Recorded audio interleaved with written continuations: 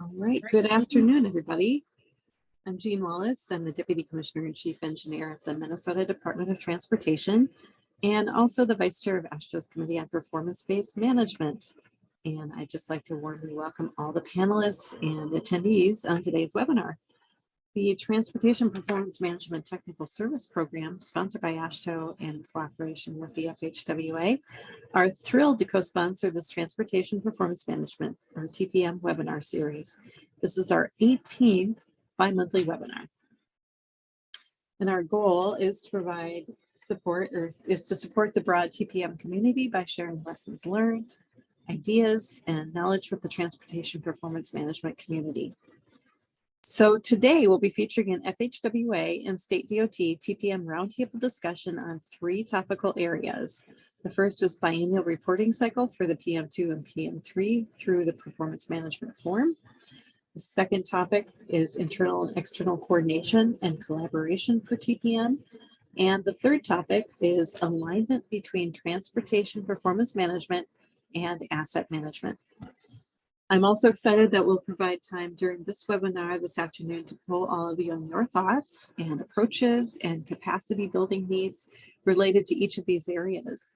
We'll be conducting the polling on each topic, followed by discussion on that topic through a roundtable format. So because we'll be moving quickly and we have a lot of ground to cover, we ask that you enter any questions you may have for the speakers in the chat, and they will answer them there. We'll also post the chat questions and the answers to the TPM portal after the webinar. For more information on this webinar series, please visit tpm-portal.com and navigate to events in the main menu, then select TPM webinar series. The AASHTO TPM portal will contain links to today's video and slides, as well as previous webinar archives. So let's move on to the agenda for today. To start, Susan Howard is going to give a brief welcome and update from AASHTO. Following that, Shtoni Smith-Jackson from FHWA will provide an introduction to our webinar topic. Next, we'll do our first audience polling on PMF reporting. And after that, I'll turn it over to Nelson Hoffman from FHWA for a moderated discussion with our panel, including Bruce Moody and Stuart Hembry from FHWA, Karen Miller from the Missouri DOT, Philip P.K. Case from the Oregon DOT, and Kelly Trappleby from the Michigan DOT. After our first discussion, we'll launch into polling and roundtable discussions on the topics of coordination and collaboration and alignment between TPM and TAM. So with that, let's start the program. First, I'd like to introduce Susan Howard from AASHTO. Susan is the Director of Policy and Government Relations. Susan, welcome and take it away. Thank you, Jean. Thanks everybody for being here. I'm proud to be here on behalf of AASHTO and AASHTO is proud to co-sponsor the TPM and TAM webinar series. Sharing knowledge and building capacity within our state DOTs and our partners is critical to the AASHTO technical service programs that we offer. We invite state DOT attendees to encourage your state to sign up for the TSP so that we can continue to bring you engaging webinars and other capacity building resources in the future. If you have any questions about the TPM TSP, feel free to reach out to me. My email is here. It's showard@ashto.org. I do want to highlight briefly the upcoming AASHTO Committee on Performance-Based Management 2023 annual meeting, which is going to be held in Denver, Colorado, September 11th to 13th. I'm going to put in the chat a link to the registration, and it also has hotel information there as well so that you can sign up to attend. There's no cost to register for this event because we're very generously and graciously being hosted by Colorado DOT. However, we do have a limited capacity given that, and the preference will obviously go to our public sector transportation agencies.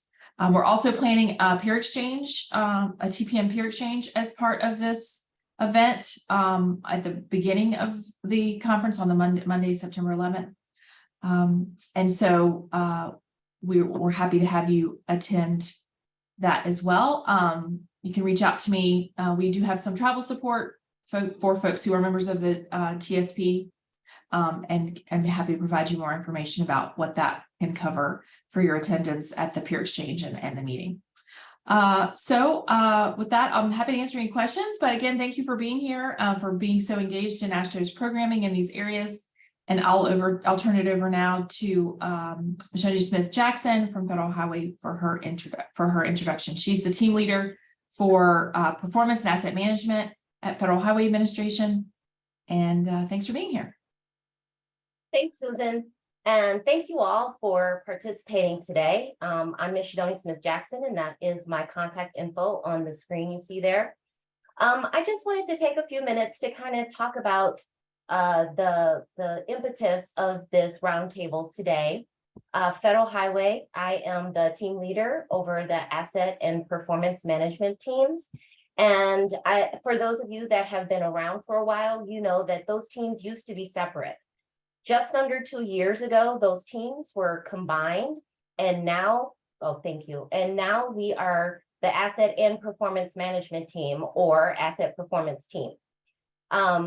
More on that to come. I wanted to thank AASHTO and the CPBM for allowing us to use this platform to get feedback from all of you, because we really do want to hear about your experiences and your challenges, as well as your successes in these areas. We have a wonderful panel that is going to share their experiences, but I do say, you know, get your typing fingers ready and put in the chat throughout the entire, webinar, all of your comments and suggestions and your questions and any other things that you want to share. This is a conduit for us to hear directly from you about the experiences that you've had both in the performance management and asset management fields.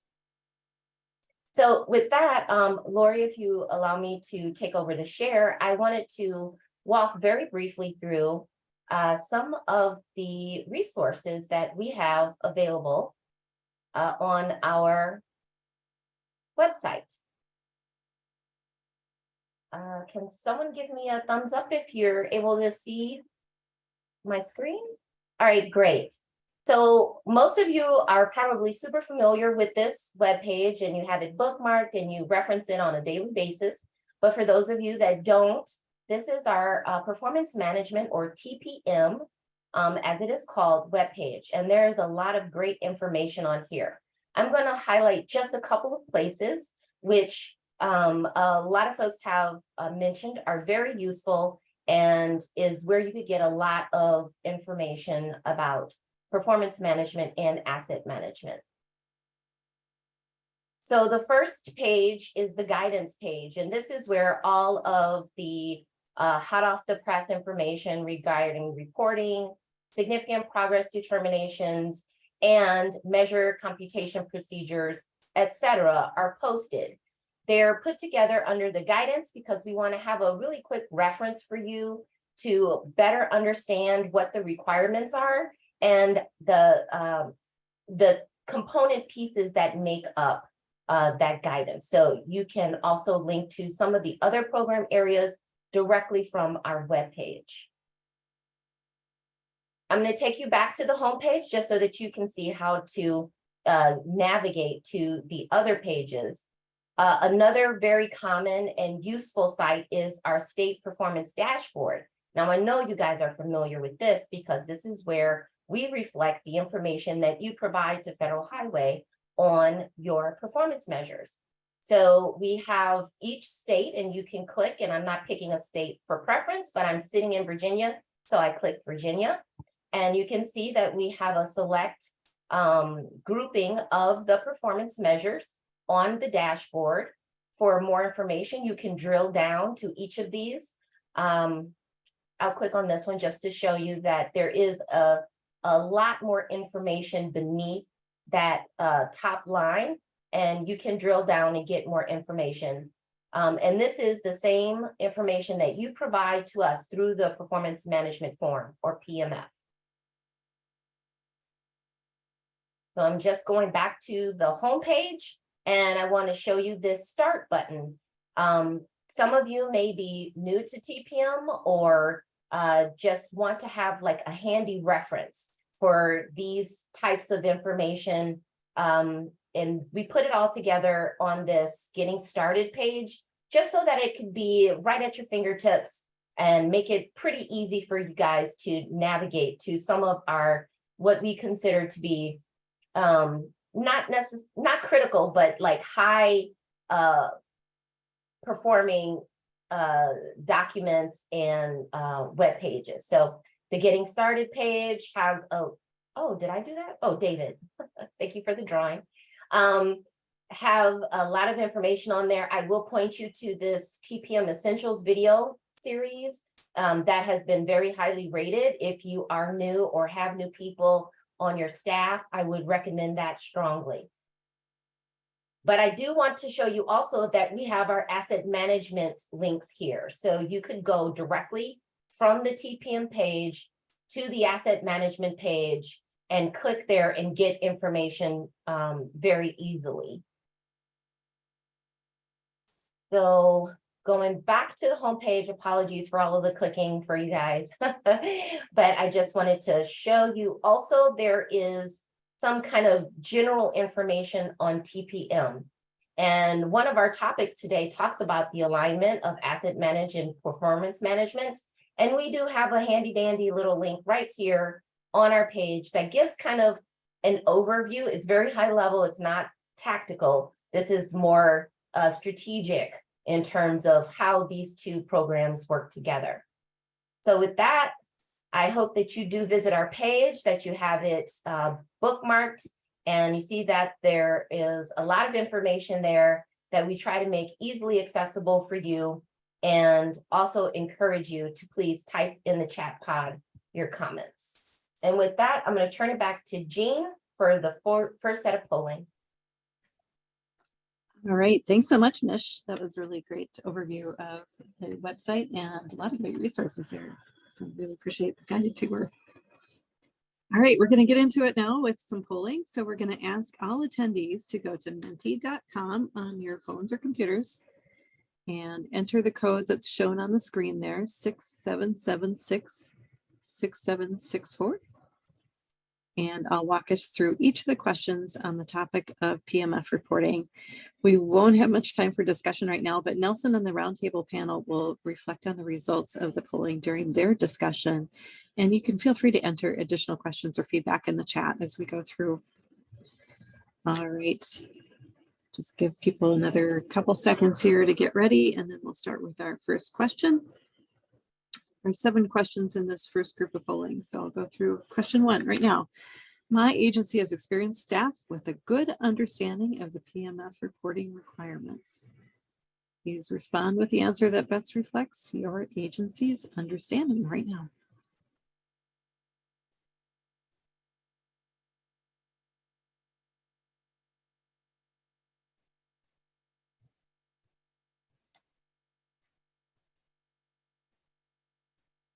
Like we're getting some good responses in.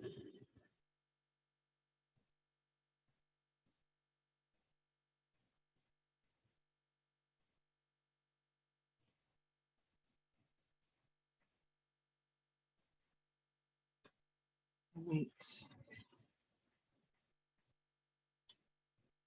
Keep this question up just for another couple seconds here.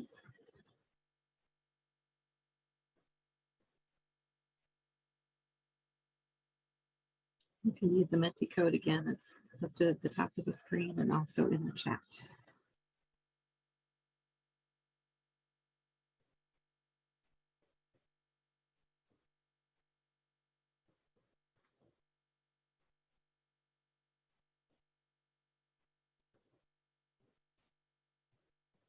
You think, Lori, should we keep going to the next one? All right, question 2. My agency used the PMF input fields document. This was the one posted on the FHWA TPM website early in 2022.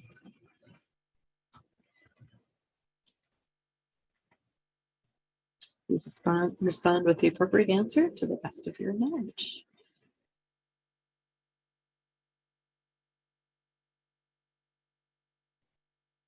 Thanks for making that bigger on the screen.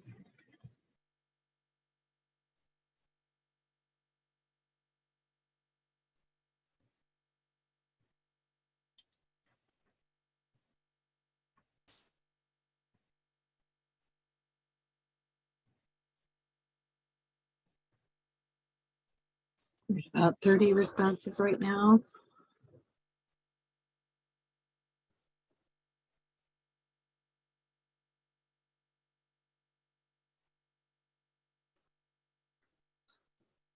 Okay. Ready to move on to the next one. Question 3. My agency understood what was required to report in the PMF. Again, just please respond with the answer that best reflects your agency's understanding of your requirement.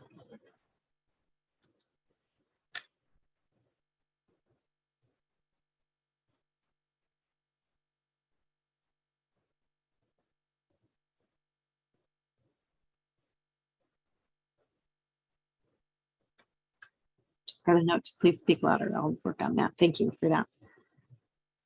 Hopefully that's better.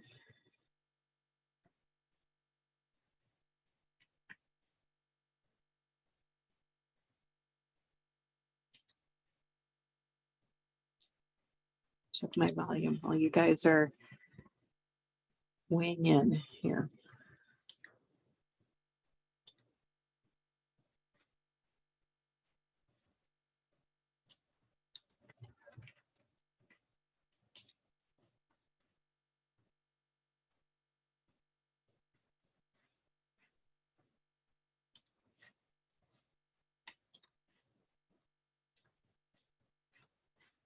Great. Let's move on to question 4. My agency did not experience difficulty using the PMF system to report.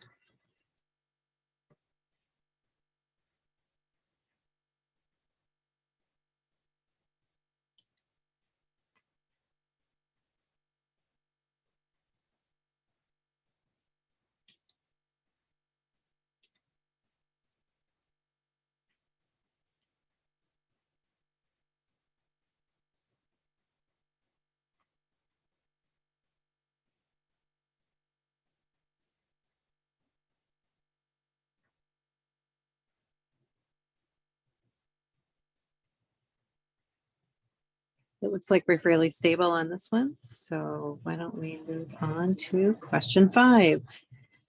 What can FHWA or state DOTs do to further improve PMF reporting? This is an open-ended response, so feel free to respond.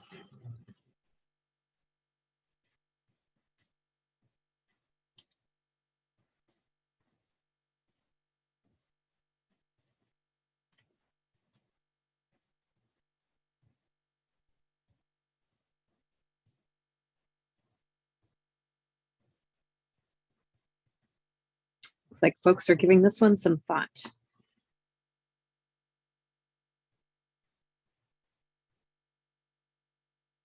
Okay, more dialogue with local office.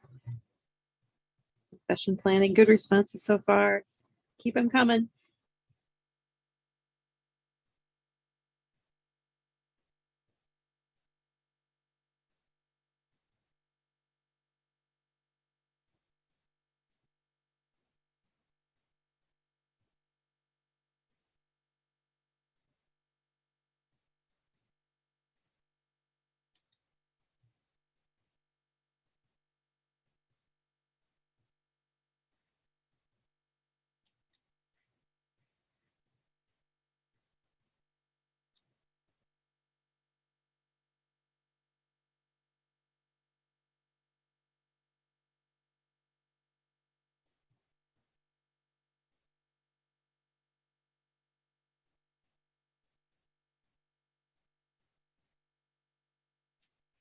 All right, we'll keep this one open for just another few seconds here while folks are typing away and giving this one some thought.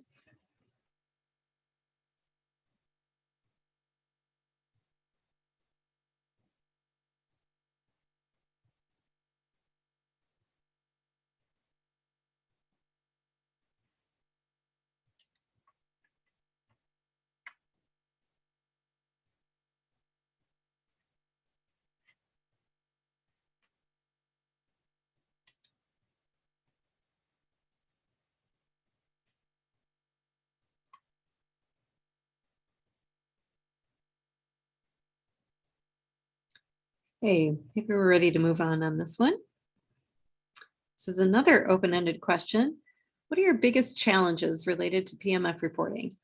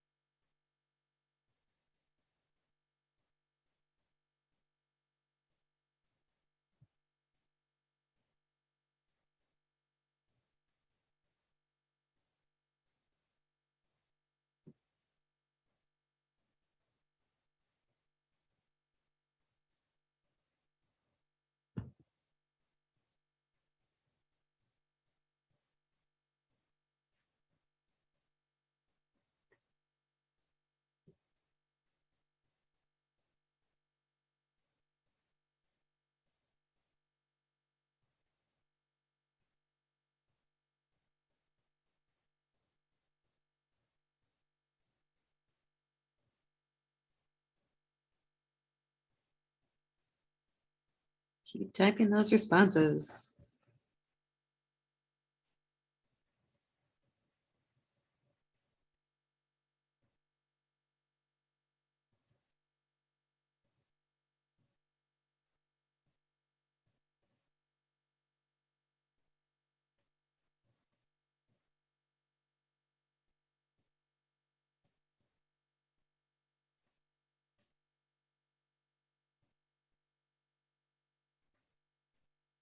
Okay.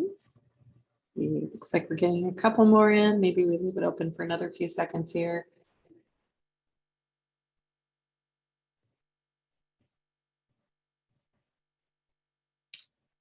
Okay, next question. This is our last question in this first round. Another open-ended question. What additional tools or resources would be most helpful to understand the PMF reporting process?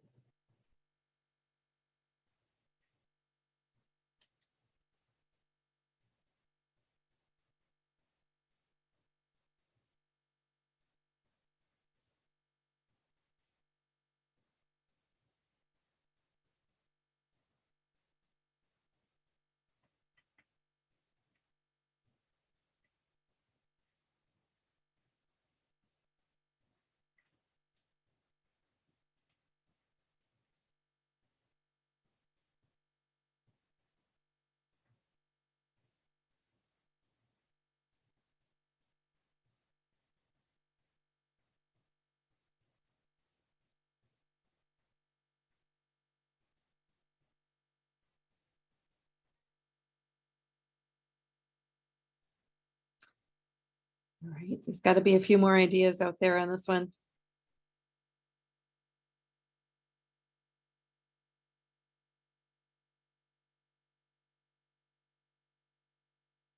Webinars are good too.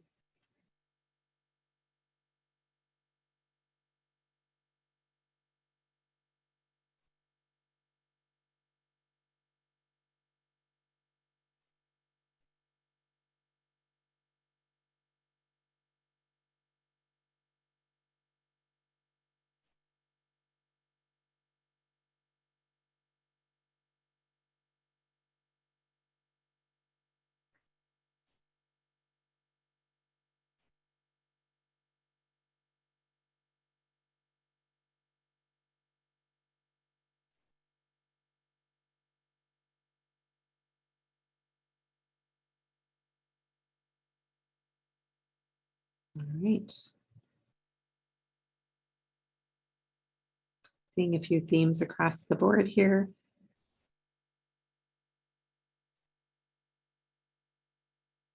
Looks like the office hours, that's good.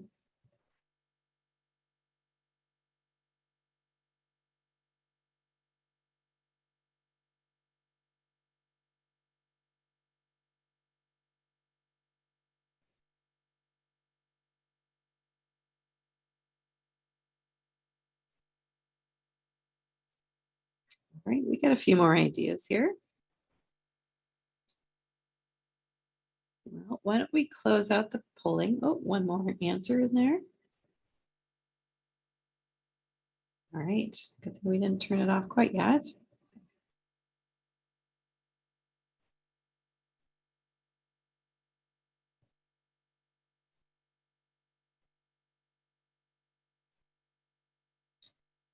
Okay, so why don't we close out polling for this round?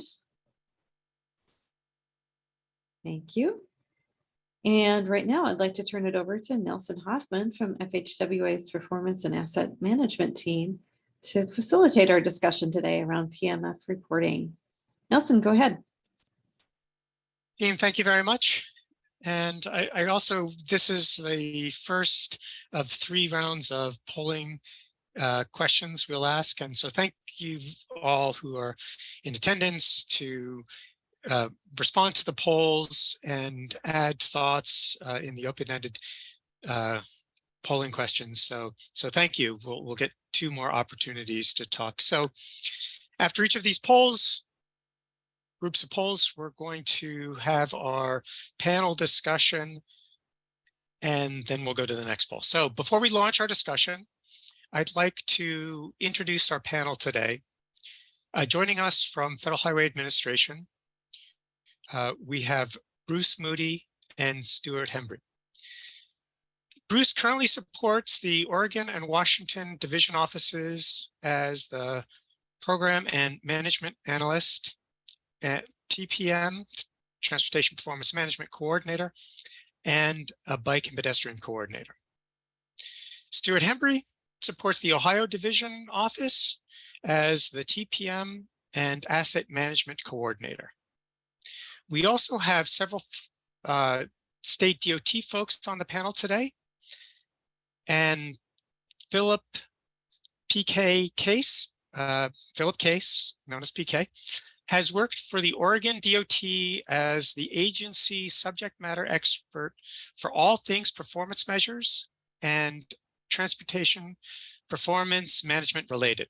His 3 primary lines of work include agency strategic action plan metrics, Oregon legislative key performance measures, and reporting. Karen Miller is with us, and Karen has worked for Missouri DOT for 20 years. Her focus throughout her career has been on re-engineering processes to streamline operations along with performance management. She is an active member of the AASHTO Committee on Performance-Based Management. And lastly, we've got Kelly Travelby, has over 20 years of experience with the Michigan DOT, most recently specializing in performance management, change management, and strategic planning. She administers Michigan's performance program and has been an active member of the AASHTO Committee on Performance-Based Management, including co-chairing the Emergency Performance Task Force. So we're going to spend roughly the next 10 minutes or so hearing from this panel about their experiences with the PMF reporting. And also, if you're not on the panel, feel free to put something in the chat, either as a question or a thought, because as was the introduction, especially from Michidoni, is where we are seeking feedback and how, and this is a great opportunity to get that feedback. So with that, I'd like to hear from the panel about their experiences with PMF reporting.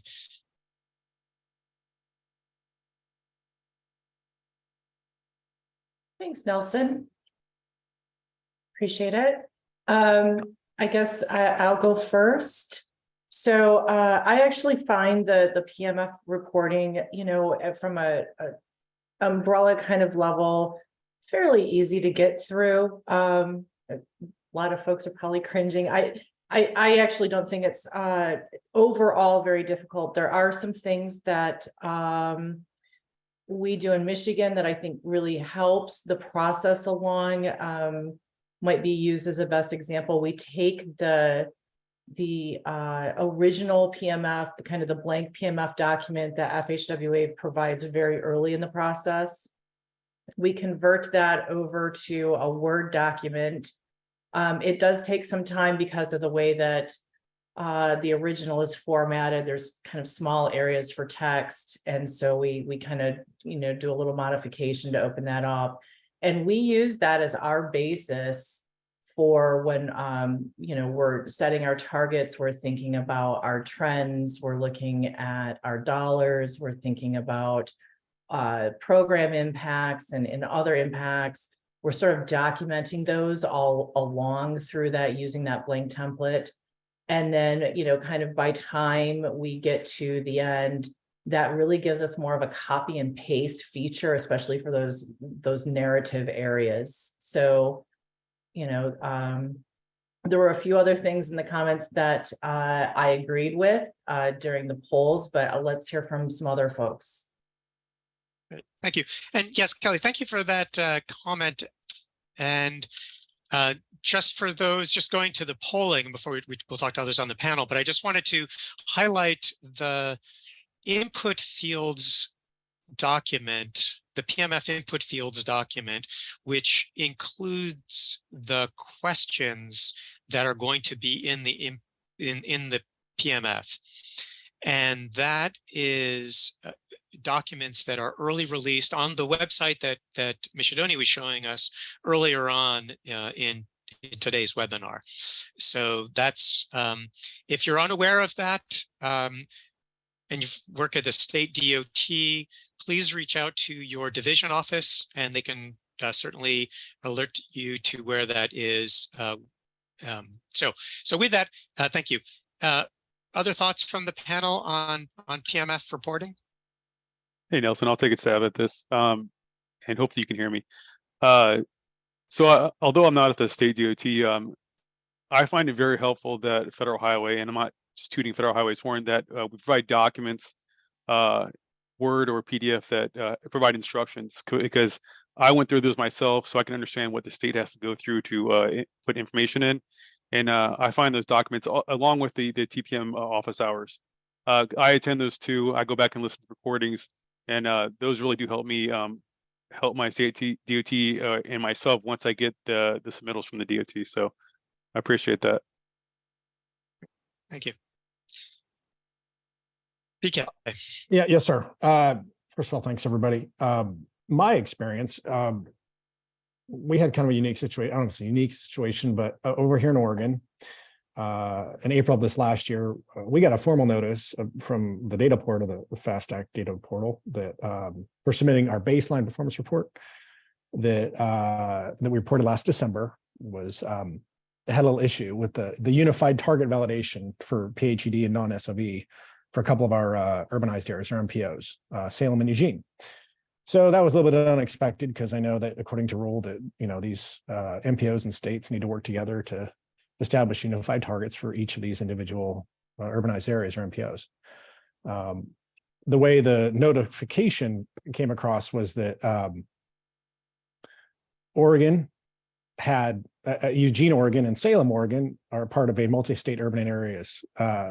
They're not. They're wholly located in Oregon. So that caused some concern. And then the next sentence read, basically, some portion was contained in the following states, but it only listed Oregon. So this is a complicated thing, right? And I give a lot of credit to those who put this thing together, this portal together, because it is very complicated. And this is our second time through. And there's always a little bit of anxiousness to get all that information together, speaking from a state DOT's perspective, particularly when you have new MPOs or MPOs that are new to reporting on things that they haven't reported before. So there's an expectation that you are the resident expert, and you should be as best you can. However, at the state DOT level, normally you're kind of a jack of all trades, master of none. And so working with our MPOs, I said, hey, you know, this came back. I don't think it says what it needs to say, but I need clarification on it. So I'm going to talk to our division officer. I talked to my friend Bruce, who's here today, and he said, you know, I know what you reported as, and that sounds right to me, but let's go up to headquarters and find out what the straight scoop is, because I'm not sure that the notice from the data reportal system is maybe saying what it needs to say to prevent further confusion. I didn't help this because some emails that went back and forth said something to the effect of, you know, we'd like an exception to this requirement. That it doesn't make sense. I should have not used the word exception, so that caused further concern. So words matter, right? And so as we went through this, actually our host here today, Nelson, he was gracious enough to get together with some of his experts up there at headquarters. And, you know, after about 40 days, he got together, I believe, with Vicki Miller and Bill Bowles, and they discussed it. They said, hey, you know what? You're right. The wording in the MPF and this notice specifically isn't as accurate as it needs to be, because it can cause some confusion. And therefore, they're going to make some slight modifications to, you know, say, hey, it's a single or multi-state urbanized area. So that would have been such a simple thing to add. But the point of my story, as I'm trying to keep it brief here, is that, you know, from our experience, I know this is someone that said that they had a little bit of an issue with maybe their division office. I found ours, Bruce, is wonderful. Our organ division guys, ladies, they've been very, very helpful. You know, we got right to the source of the concern. We went up to headquarters. They addressed it. They said they sent out clarification and said, we're going to make some slight changes to the forms going forward. So my experience has been good for performance reporting. And like other states have done, you know, you kind of print off the draft and you send it out to all your partners around the state, our subject matter experts, and get it back. But anyway, my point is, you know, the system works. It can be a little slow sometimes, but frankly, our experience is it was a very rapid response to our concerns. And so do not be afraid to reach out to your division officers over there and get their help. And if they don't know, they're going to go to headquarters and talk to subject matter experts there. So thank you. Excellent. Great. Thank you. To add on to that about PK, that's perfect wording. And I'm fortunate to have PK over at our state, because he works really well with us. And it works well because I feel I'm kind of just the coordinator of all my program specialists in the division office. And also we have to figure out applicability on some things.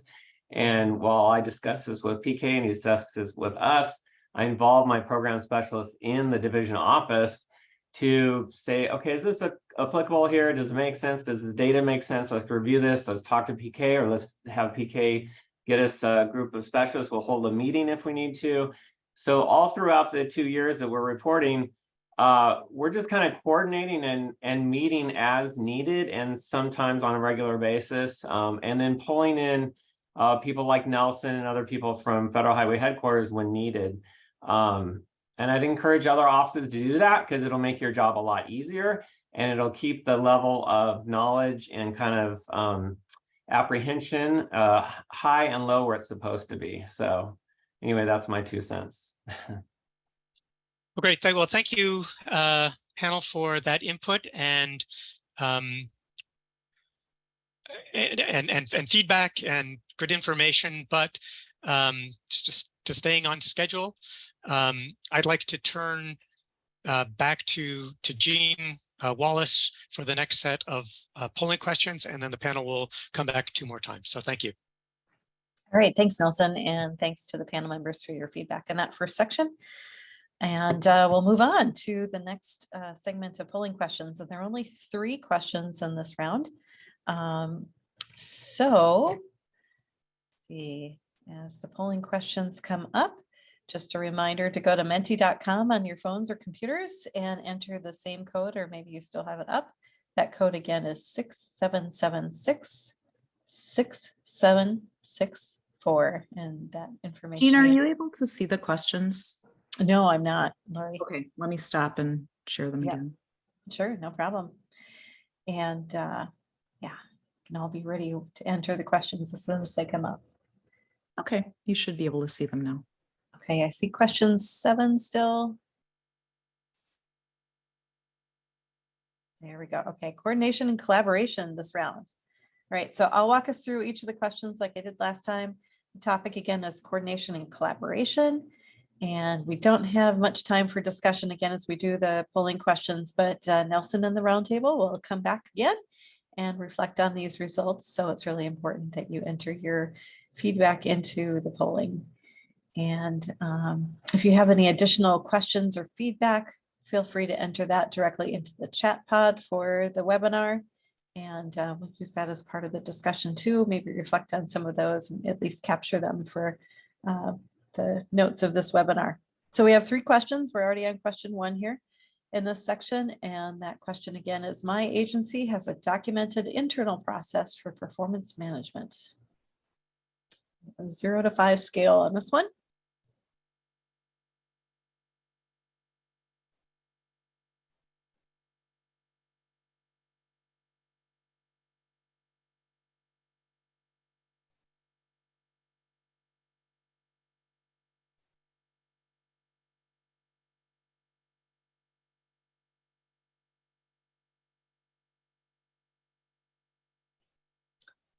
Give folks another few seconds here. We already have 30 responses, which is about where we were polling last time.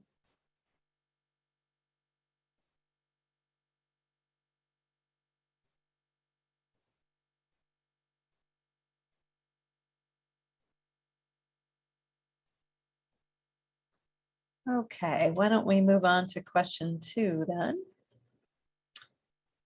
And again, 0 to 5 scale. We have an agency-wide policy on TPM target setting across measures areas. Safety, pavement, bridge, reliability, freight, and CMAQ, if applicable.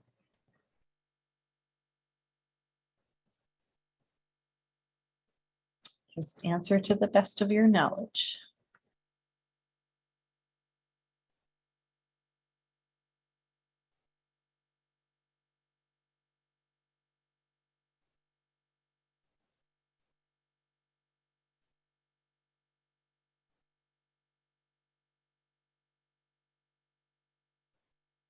Looks like we're kind of all over the board with a little spike in the neutral answer for this one.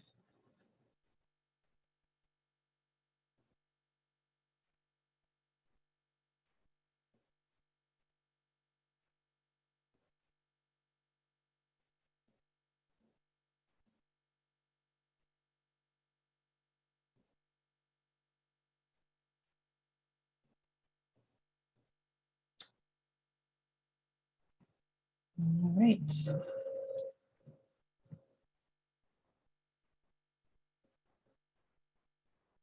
Just a few more seconds before we move on to the next one.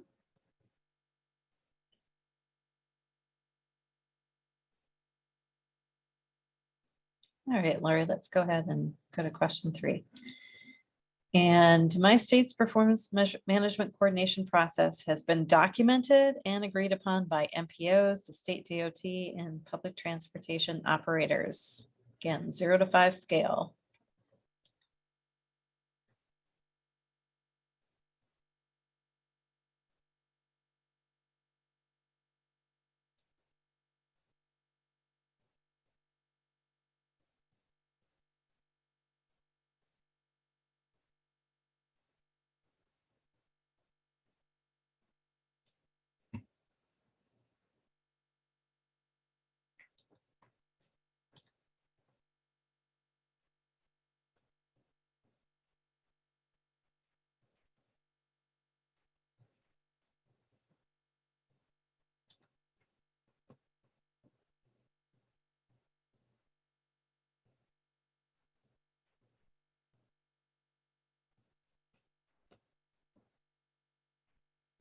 All right. It's like most people have weighed in, but we'll just leave the polling open for a few more seconds here.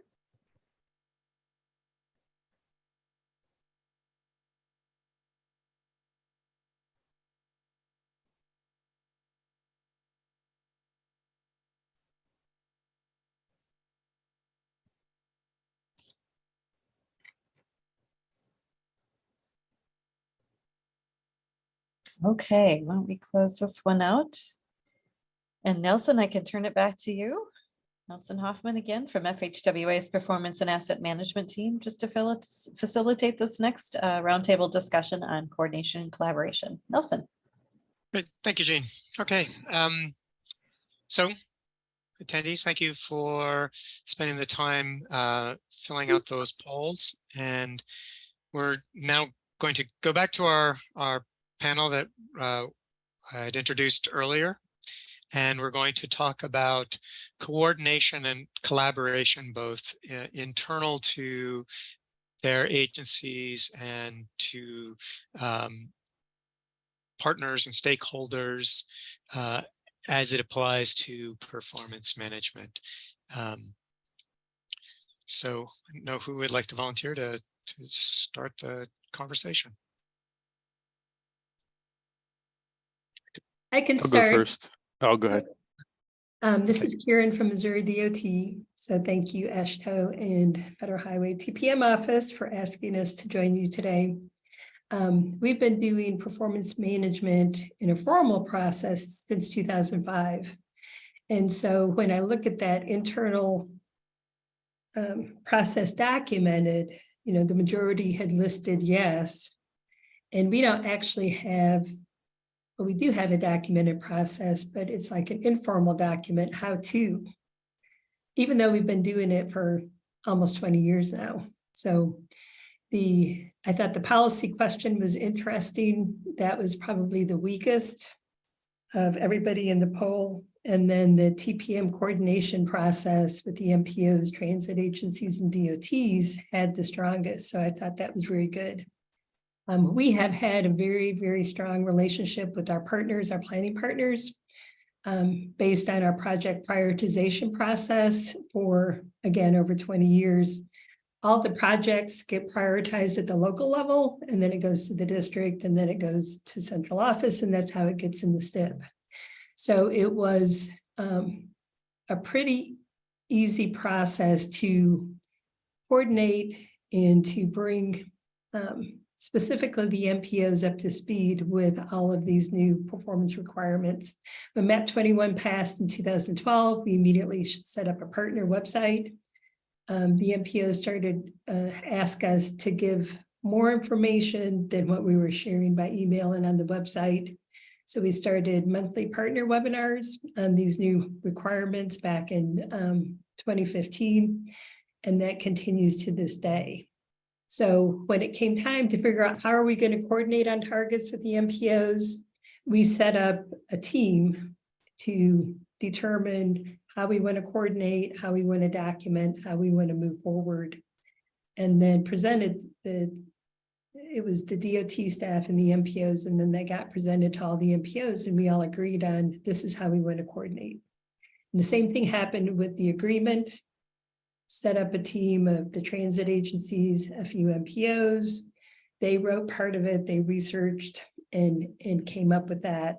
And we were able to revisit that 2 years ago. I think we updated it to include transit safety, and that worked very well. But, you know, for us, having that foundation of a very strong relationship with our partners definitely helped, and just knowing that nobody knows all the answers. So having Federal Highway, FTA, the MPOs, as well as the RPCs, even though they aren't affected, they like to listen in onto the monthly partner webinars.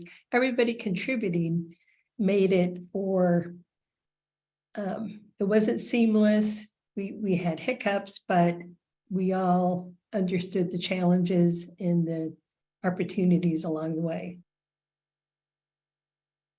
Excellent. Thank you, Karen. That's a nice, complete description. And I don't know who owns this quote, but, you know, that performance management is a team sport. And I think that you just described the team and some of the rules that are followed.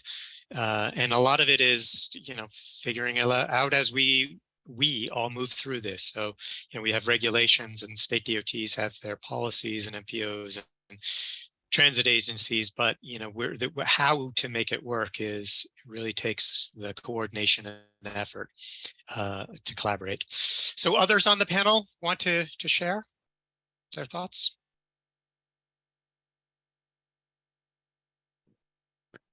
Hey, Nelson, I was going to echo what Bruce said earlier. I'm very lucky to work with my state DOT, ODOT, and honestly, and as you said, figuring out as we go. When I first took my position, I had to figure out what coordinator was because I'm the coordinator in the office, working with different program managers, and getting ODOT to define what the coordinator position is down there as well, and have them kind of, I don't know, it's very similar. I imagine from headquarters to the division office and to the state DOTs. We do a lot of getting people together and talking and make sure the discussions going and happening. And when those hard questions come, like discuss, like when I don't know the answer, I'm always going to reach up to headquarters. So just really communication as frequent as possible. And it's okay if you don't know everything, as Karen said. We don't, it's simple as that. And in saying you don't know everything is okay too. Great. Thank you, Stu. Appreciate that. So I'll jump in here from Oregon. So regarding the collaboration piece of it, the hardest thing about having a relationship is the communication and the expectations of what's going to be, who's doing what and when. And so it was made pretty clear to us from our MPOs that they're doing 100 different things. There's a lot of turnover down there in those organizations. And so we need something that isn't black and white. It's in a document that shares what the expectations are and kind of what the timelines are when it comes to these sorts of target setting and reporting performance requirements. And so, we have meetings, we kind of break them out. Here's the safety piece, and that's kind of it's an annual thing. So it's kind of a weird duck anyway. But as far as the PM2s and PM3s and that sort of thing, we'll get together with our MPOs and we'll say, hey, you know what, we're going to have a meeting with just the subject matter experts in the PM2s, because that's usually a completely different set of people than the PM3s. And so we'll say, hey, you know what, we're going to define what the requirement is, the timelines are, what the definitions of these measures are, and then target estimating discussions about, hey, you know what, we're going to provide this to you. We're going to give you 45 days to chew on it. Do you agree with it? Do you not agree with it? Give us some feedback. At the end of the day, we're going to come up with something that we can live with, and that if they can, great. If they can't, they can certainly declare their own. So the important thing is whether it's target setting or whether and as it comes to asset management as well, and that plan, because it's all based around the plan, right? The asset management plan is like, this is what we're going to do. This is our plan. Here's our money that we're going to allocate to it. And of course, the other side of it is, here's our performance measures. And here, how do we do? Do we, do what we said we're going to do?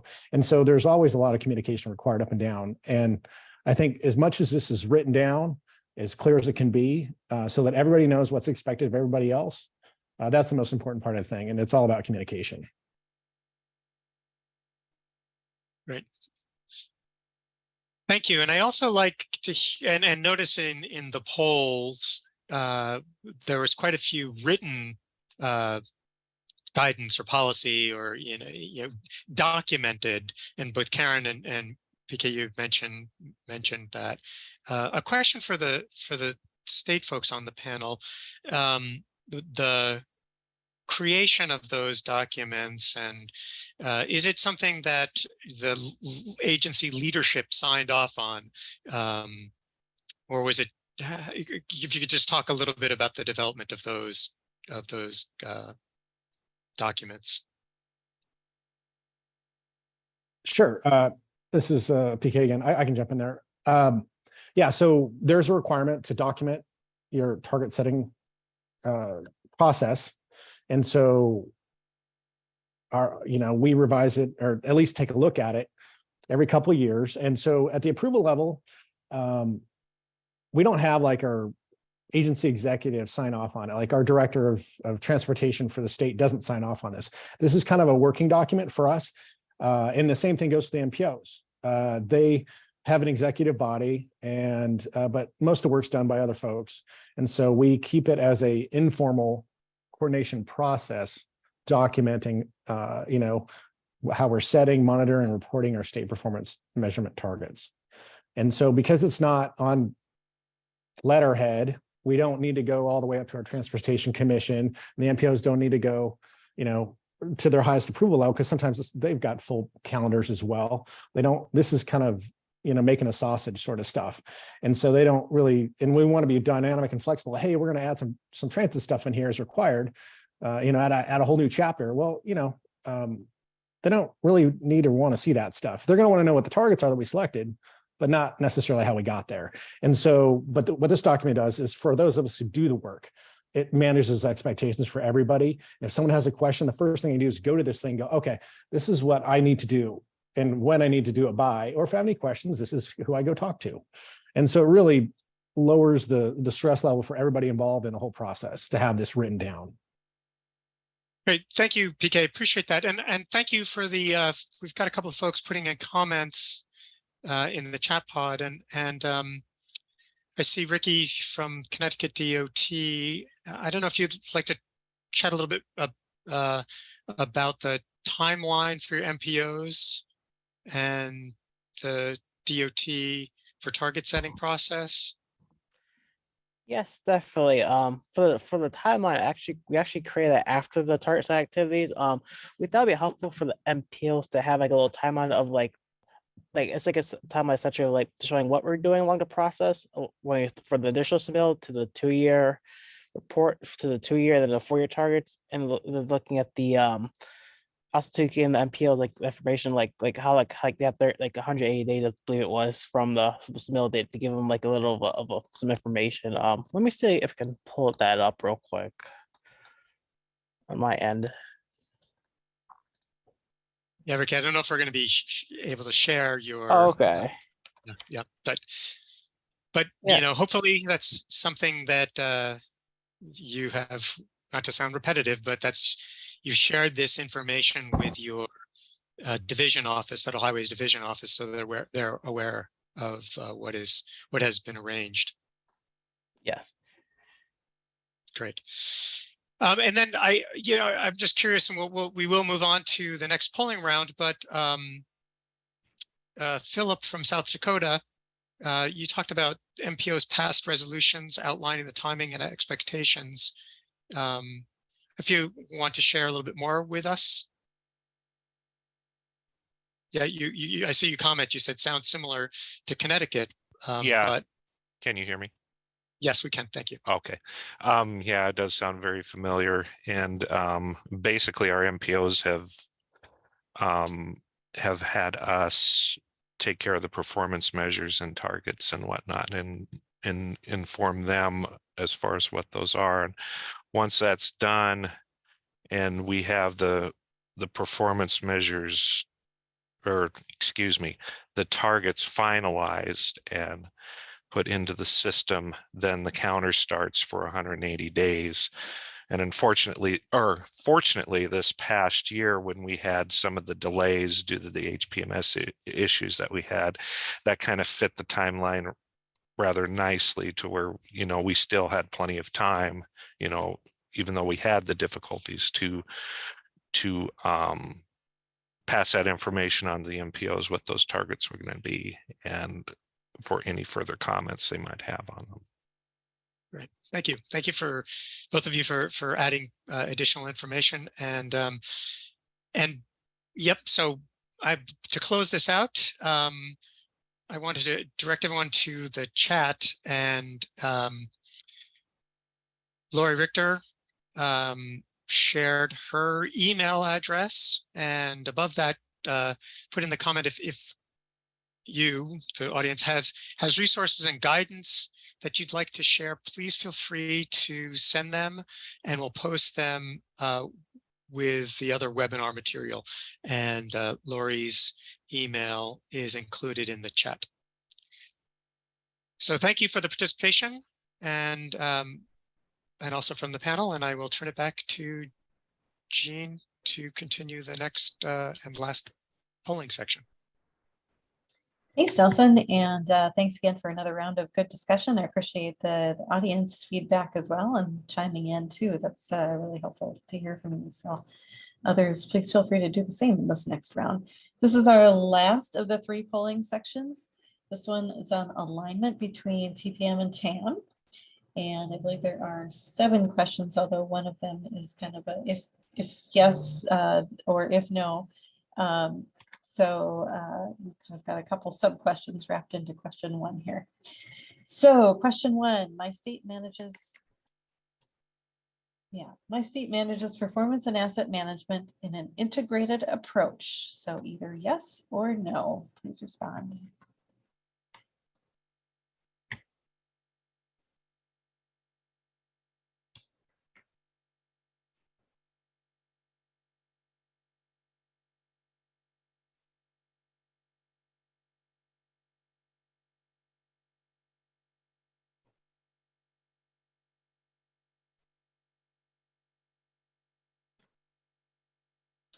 Keep this one open for a couple more seconds, and just remember how you responded, because that determines how you respond to the next 2 questions.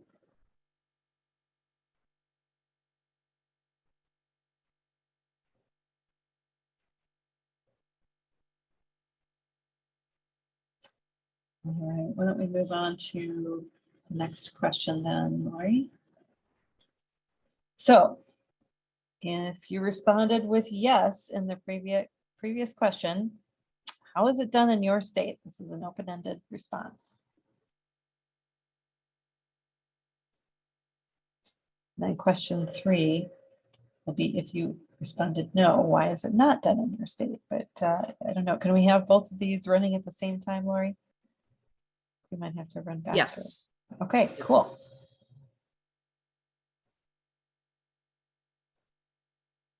So again, if you responded yes, provide your open-ended response and how it's done in your state. And if you responded no, please indicate why it's not done using an integrated approach in your state.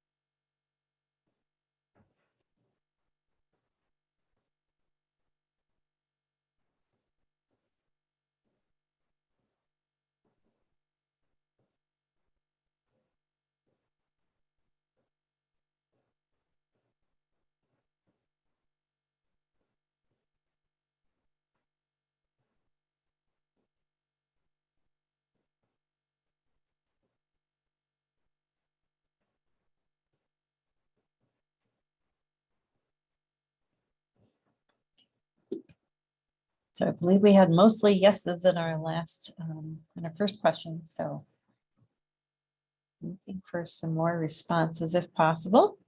Maybe some of these overlap in your state.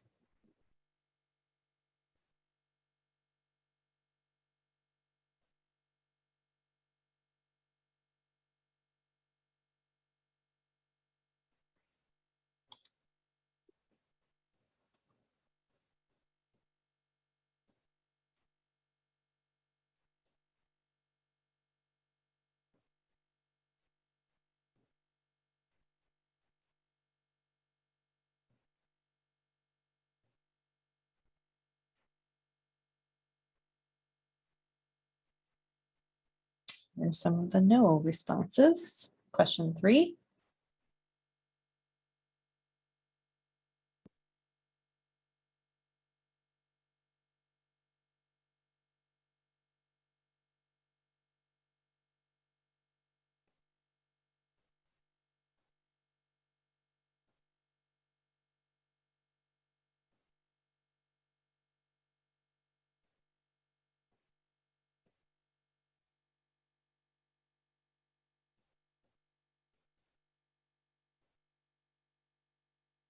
Right, gather a few last second responses here.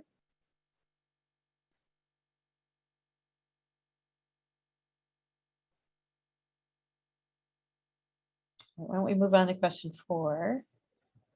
So what linkages do you see between performance and asset management? Again, an open-ended response. Some examples there: conceptual, data, reporting, regulations, etc.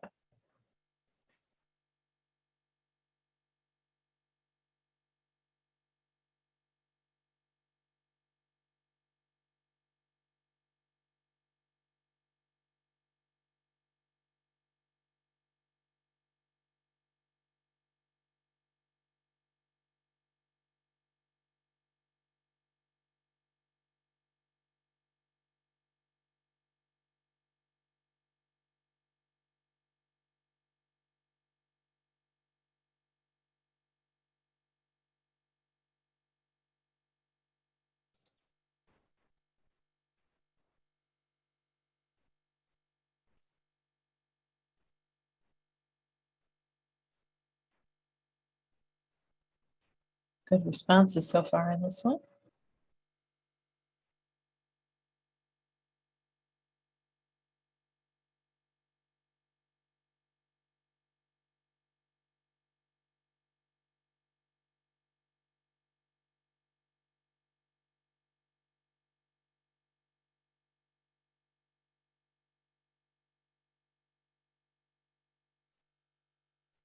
See some good references to state a good repair. SOGR.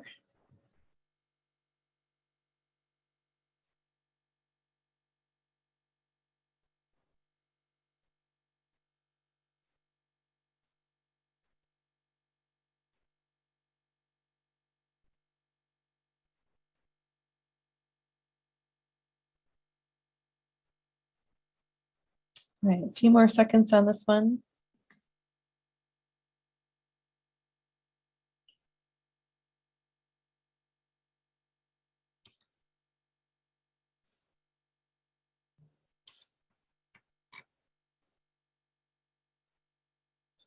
Okay, why don't we move on to the next question? Again, an open-ended response. How would you, if you were ruler for a day, integrate performance and asset management? If it was up to you. What are your thoughts?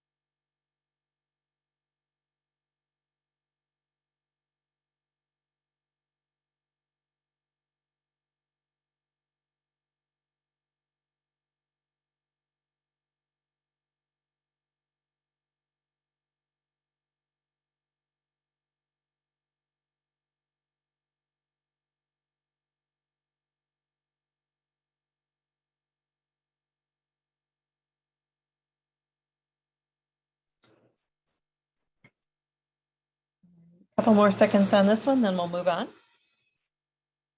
Realize this one is kind of a longer response, longer to type the responses. Good feedback on this one. All right, why don't we move on to the sixth question? So what tools or resources would be most helpful to understand the benefits of an approach to integration of performance management and asset management? Tools and resources.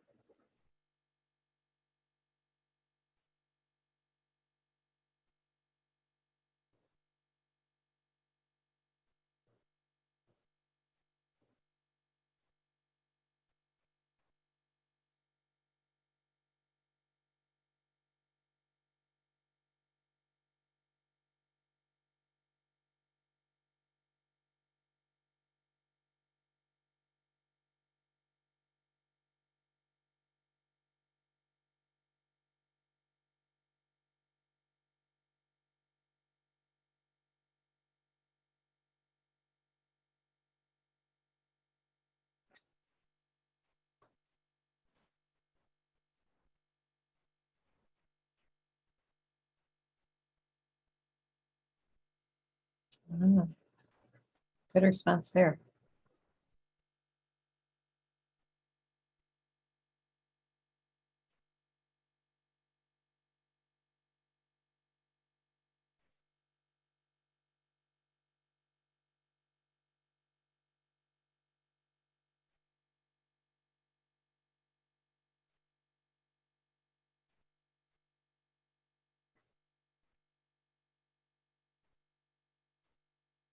I know we're a little bit over time, so why don't we move on to the last question real quick? Some other answers pop in right at the end there. So this is our last question in this section. And what are the next steps for incorporating resilience into TPM and TAM?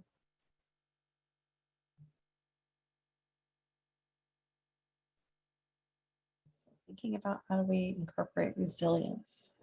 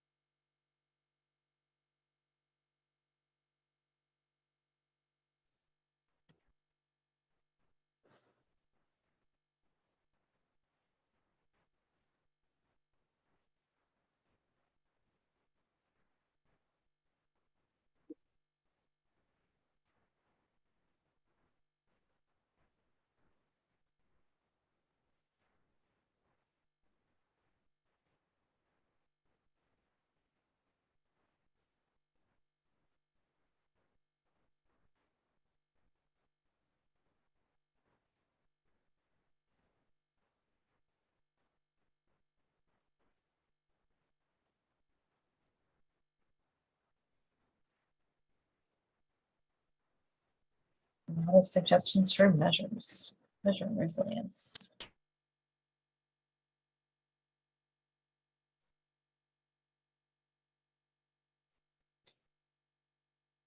Okay, good suggestions. We'll have to close out the polling for this round. And Nelson, back to you for discussion on this last section. Jean, thank you very much. I appreciate it. And thank you for the feedback from folks throughout this webinar. And before I go to the panel, there was an earlier comment that was sent in about opportunities for minorities in construction. And I didn't acknowledge that earlier. It was sent in by Rachel Wilburn at 2:21. And if you could, Rachel, if you could clarify in another comment the relationship to asset management or transportation performance management, and maybe we could address some of that here. And if it's not related to those things, then I would suggest that you reach out to the state DOT, or if you need assistance from Federal Highways, the division office in your state to explore that question more deeply. So back to the panel. I do want to focus a little bit on what was question 6 of that round, which are what tools or resources would be most helpful to understand the benefits of and approaches to integration of performance management and asset management. And as you know, and the last question was resiliency, and I know there's also integrating risk in these programs. So if the panel, maybe I'm going to ask Karen and Kelly and PK to share from a state DOT perspective additional resources or existing resources that could be expanded on. If you could sort of share that perspective, and be helpful.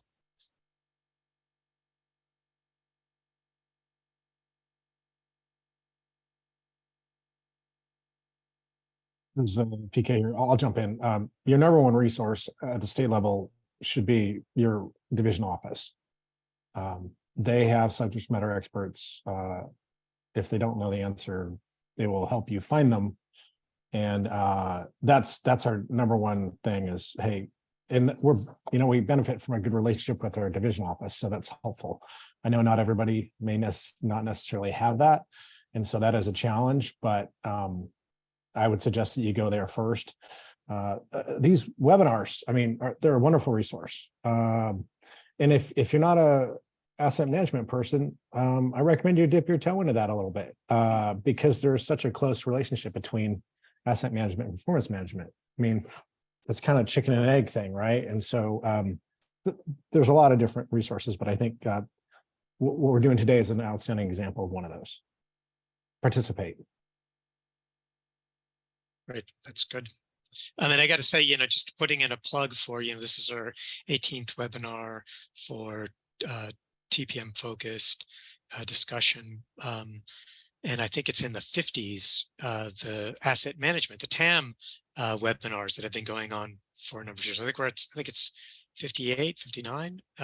So there's lots of great resources, and it's available on the AASHTO TPM or performance management portal, which has a section on TPM and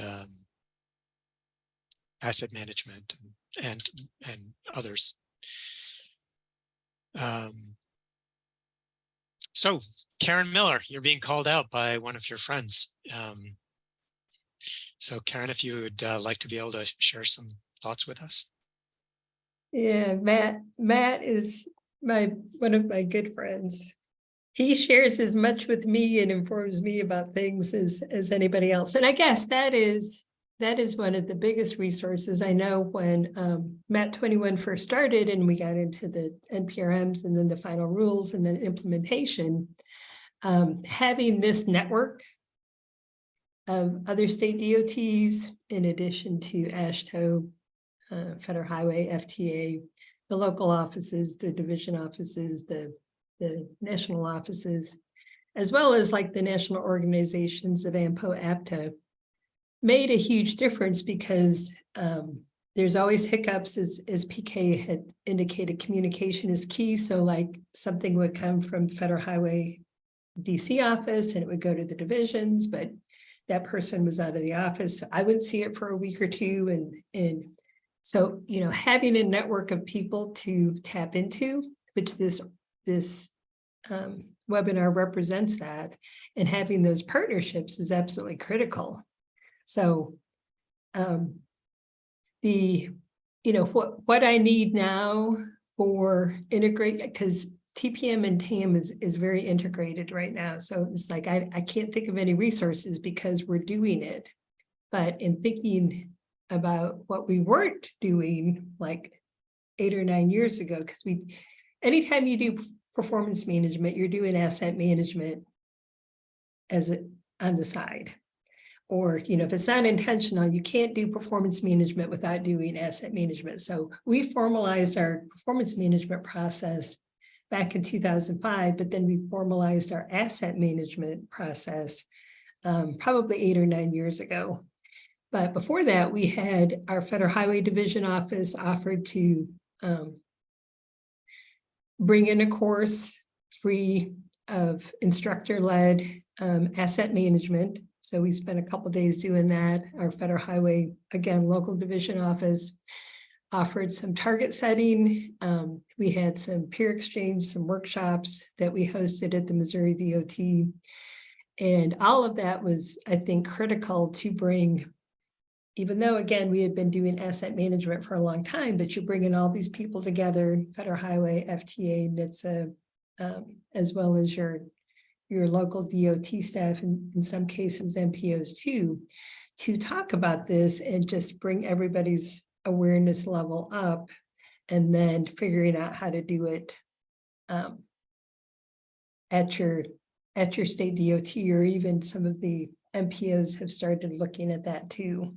And I don't think that would have happened had not, again, going back to what PK said, Federal Highway offering these different trainings and tools out there. And of course, there's I can't neglect to mention the TAM portal, which Matt can put out there. There's a TPM portal, both of those supported by AASHTO, by the pooled fund or the TSP. That's it. If you don't belong to the current AASHTO TSP, that's a great resource too. Thank you, Karen. And I think we're going to call it a wrap here because we've got about 8 minutes left. unless Kelly, you would like to give us some final thoughts before we close our discussion. Sure. I think most agencies have been, asset management and performance management, really there is a connected relationship there. I don't, as Karen mentioned, and PK2, I don't think you can kind of do one without having a good grasp of the other, and vice versa. They really are interdependent if you're doing them right. The one thing I have heard in terms of talking about tools or resources, the pavement condition index, the actual kind of the NHS pavement condition,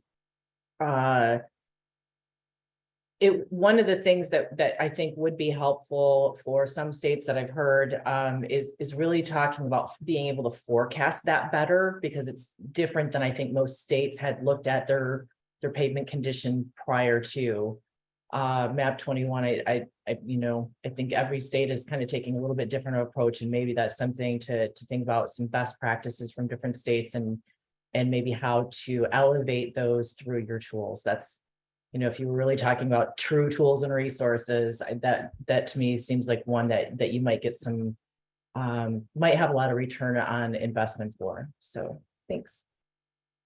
Excellent.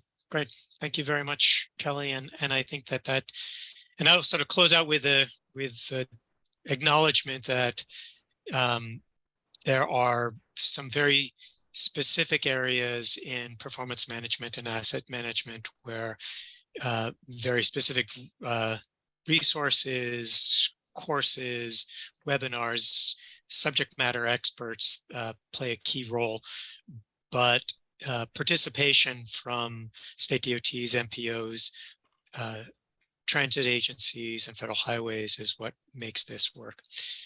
So with that, I will close out our panel discussion and thanking the panel for participating and for sharing your thoughts and ideas and helping us make this an enjoyable event.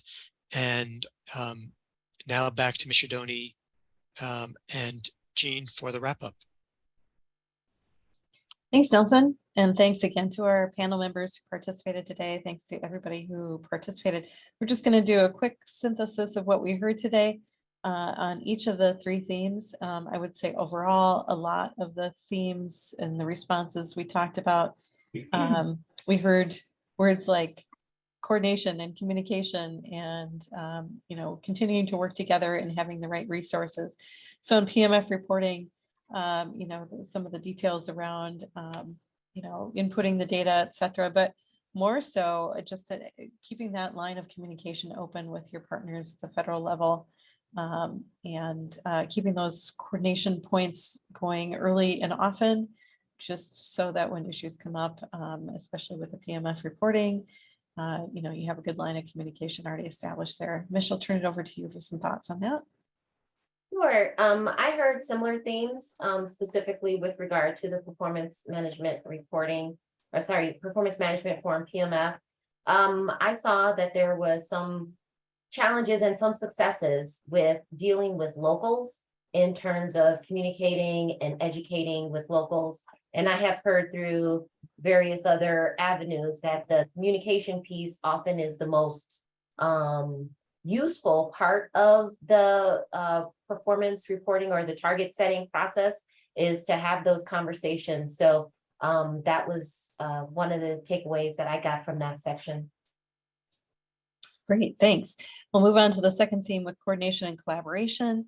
And, I think, again, this was another area of just reinforcing those good partnerships, understanding who all needs to be at the table, and bringing those folks to the table kind of early, so that you can have some of those discussions and understand who all needs to play which roles and take which roles and responsibilities in this process.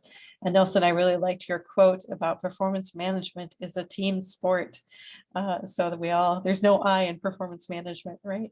So yeah, I think just reinforcing that effort that everybody be at the table. Mish? I think if you heard nothing else, that's a great takeaway from this entire roundtable webinar. I will say that the polling where the majority of the respondents were neutral about agency-wide TPM policies across measures was somewhat eye-opening for me. I did not get a chance to further investigate what neutral actually means in response to that question, but kind of given the feedback that we got from the first section about coordination and, you know, how, and then further into the webinar about the communication piece, that was a little bit of a surprising response. Yeah, I agree. And I also noted towards the end of this particular round of polling and discussion, the discussion of the development of documents and timelines, and just so that all folks know kind of what those roles and responsibilities are, what to expect. Generally speaking, what the expectations are around the target setting process and any info. And I appreciate the folks who chimed in on the chat to share what they're doing too. So thanks, Connecticut and South Dakota. Our last section was about alignment with TPM and TAM. Again, just reinforcing the network of FHWA, of TPM, the TPM folks in general who are participating in these webinars, and through AASHTO and other organizations, as well as the technical support program. Mish, any highlights there? I was reading between the lines in some of the responses to the polls, and it seems like a lot of the alignment is dependent on where you sit in the building or the organizational structure. And there were a lot of recommendations in the open-ended questions about having co-located asset and performance management teams under one division or under one head in order to better align the processes. But I was incredibly encouraged by how flippant everyone was. Of course we do this.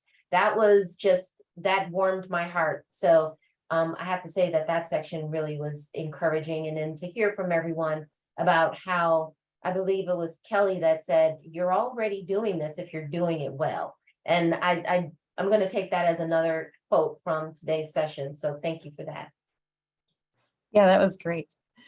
I did, Jean, if it's okay with you, want to mention that these results or the responses that you guys have provided, the recommendations, the questions that you have done, we will be taking back to our team and seeing what type of resources we can develop to maybe fill some of those gaps or make our communications clearer.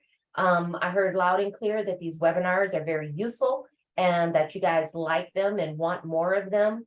I mean, I don't know how many more we can do. We already do one every month, but I mean, that is good to hear so that we don't scale back, that this is a useful resource for all of you. And that's what we're going to do as the takeaway. Jean, I know you had some takeaways you wanted to talk about too, or next steps. Yeah, just real briefly, this is a partnership that we do with FHWA and very much with the Committee on Performance-Based Management. We'll continue to take these comments and this feedback, see how we can work together to maybe flesh this out along with FHWA through our work in Committee on Performance-Based Management too. I think there's some really good opportunities here. So with that, we are just about to wrap up for today. That pretty much concludes our webinar. Thanks again to AASHTO and to FHWA, and of course, all of our panelists today. We really appreciate your input. And we also want to thank our audience for your active participation and input. The results of the polling today will provide inputs to the September TPM peer exchange that will take place in coordination with the AASHTO Committee on Performance-Based Management's 2023 annual meeting, as noted earlier in the webinar, scheduled for September 11th through 13th in Denver. And materials from today's webinar will be posted to the TPM portal. So we hope you will join us at the next TPM webinar, which is scheduled for September 20th. And just a reminder, please help us continue supporting this webinar series and other capacity building activities by signing up for our TSP. And we appreciate you joining us today, and we hope to see you next time. Have a great rest of your day, everybody. Thank you.